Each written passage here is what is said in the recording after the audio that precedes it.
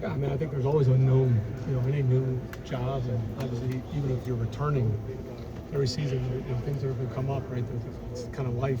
But these guys have been awesome. The progress we've made from spring, how we started camp, we just got to keep stacking these days. And these guys are competing. We've got a lot of depth, and we got a lot of competition, which is an awesome thing to have. As a coach, when you coming from the NFL, when you see an opportunity to deploy all these different sets, all these different formations, how exciting is that for you as a creator of Well, it's awesome. First off, we have an awesome staff, and our players. I mean, they're very smart. If you want to do multiple things, I mean, that's always a fine line. Is that how much you got to get good at something, but then when you're able to use players in different spots, and you get this kind of competition, and we don't have many mental errors, and that's usually a sign as you're going through camp about how much you put in. You're just watching every day and assessing, okay, do we need to pull back? And that has not been the case with these guys. How close are you guys to Arthur to a starting offensive line, a number one offensive line? Sure. And you want, I think Coach Dave was saying, you want to have it maybe done by the end of this week, so you can kind of zero in. But what's a group you like too, I guess? Yeah, well, it goes back. I mean, I feel this across the board.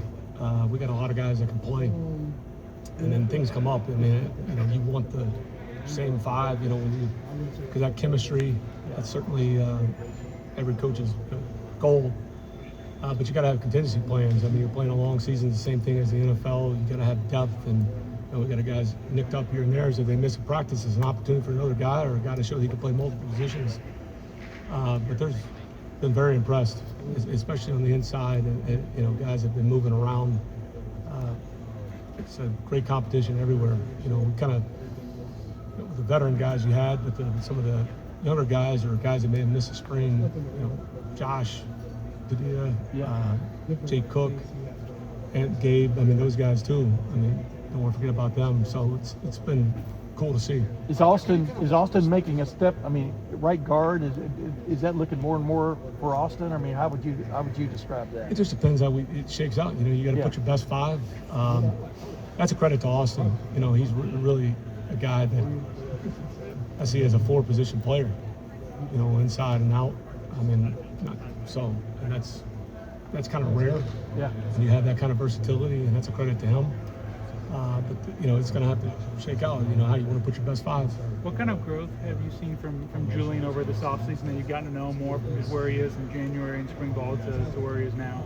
Yeah, he continues to impress. He doesn't feel like a young player to me because he sees the game so well. He understands football. He's so smart. Sometimes I have to pull him back. You gotta let everybody else catch up to you. We talk about one thing and he's ready to. But that's a great problem to have. Super impressed with him. I mean, he understands how to play quarterback and understands the game. Can he handle more stuff now that he's like in the second year? You think? Oh, absolutely. He said along those lines that one of the things he likes is you give him two plays going to the line, he gets that opportunity to make that decision. Does that mean you've got to get the plays in sooner so that so you guys can huddle quicker, get to the line sooner? Does that mean things are that's always the thing is like operation is key. I don't care what any level. If it's all logistics. When you're subbing guys in and out, or a guy comes out, like you got to be clean because once they put that ball down, they wind that play clock quick, and we want to be clean operating, and you want to be able to change up the pace. And sometimes tempo is on the ball, and cadence is a weapon. People have. I mean, everybody's got the same analytics, or they can use AI now, or whatever it is. They have the same numbers, but if you're consistently snapping, no matter what you're doing, you're snapping the ball at 2 seconds. Those guys are going to pin their ear back for one. If you're late in the shot clock every time, so that's a game you got to study yourself and be able to. Those are the games within the games. And when you have a quarterback like Julian, he can handle that stuff, and really the whole offense. It's not just him. I mean, everybody's got to operate, and they're trying to do the same thing on defense. I mean, they're doing that. Certain formation, they may check out of a pressure, they may check to this coverage, depending on what you're playing.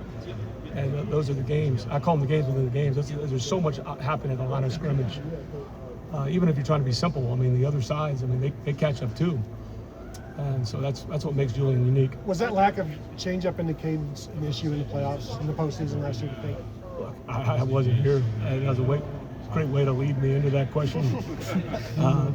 I'm not a rookie. I'm not perfect. I make my mistakes, but I'm not going to answer that question respectfully because I wasn't here, and these guys have been awesome, and we're just trying to get better. Brian said one position of offense you really like to see the running backs. These guys are out scouts. What are your impressions of what you see? Yeah, another position's got a lot of depth, and I think competition brings out the best in everybody. You know, Bo and Isaiah really went out there in the spring. I think those guys did a good job. You know, Jacoby. I mean, there's a lot of talent in that room, and you know, Bo obviously had a lot of experience last year. Jacoby's played a lot of big-time football. Isaiah's had a heck of an offseason. We'll see how it shakes out, but I do think competition brings the best in. Even if you're a returning starter, you know, it gives you that edge, and that's what you want to see across the board. As a pro coach, how are you dealing with 22-year-olds? How have you as a coach adapted the way you teach, the way you coach? Yeah, certainly the perspective, and it's certainly the guys that, you know, you forget, because we had all these guys in mid-year, they were really high school seniors, you know, you forget how young they are.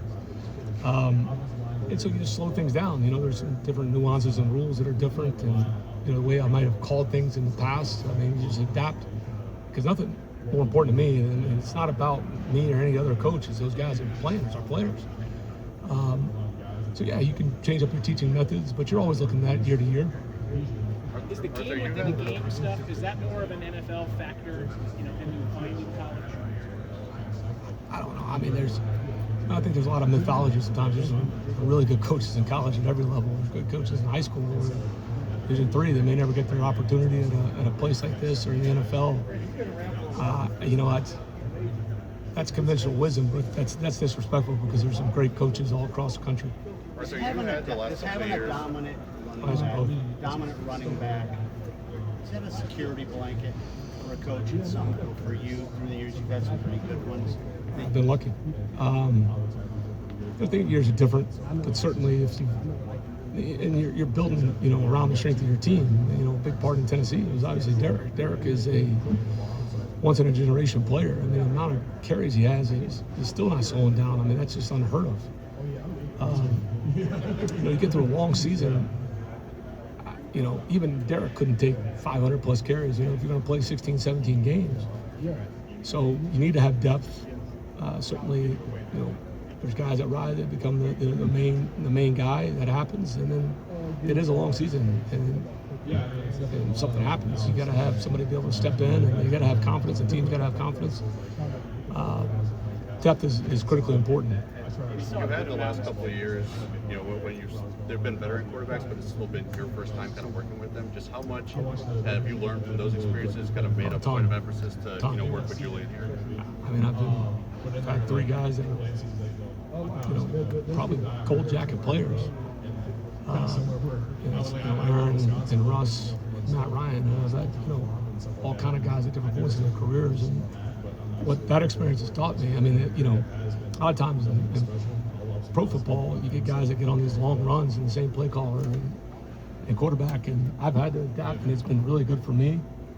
And just, you don't assume anything because everybody sees the game and everybody's different, so it's not like one size fits all. So that experience has helped me a ton, and it really across the board with players. Same thing with tight ends or linemen, backs, wideouts. You know, comparison's easy. You know, there's certain things maybe that remind you of a player, but they're all their own unique, you know, personalities and the way they see things. I don't think anybody could ever, like, you look at your history, I don't think you necessarily have any problem getting your best players the ball. I don't think anybody could ever say that about you. But it's one thing when it's Derek and it's got the backfield versus maybe Kyle. Is there a uniqueness and creativity you have to bring to the table when perhaps the best player you have is a perimeter player who isn't necessarily close to the line of scrimmage? It's awesome. I mean, the way he sure, and that's what makes this challenge fun. I mean, you know, he's such a unique player, and that's what you're trying to do.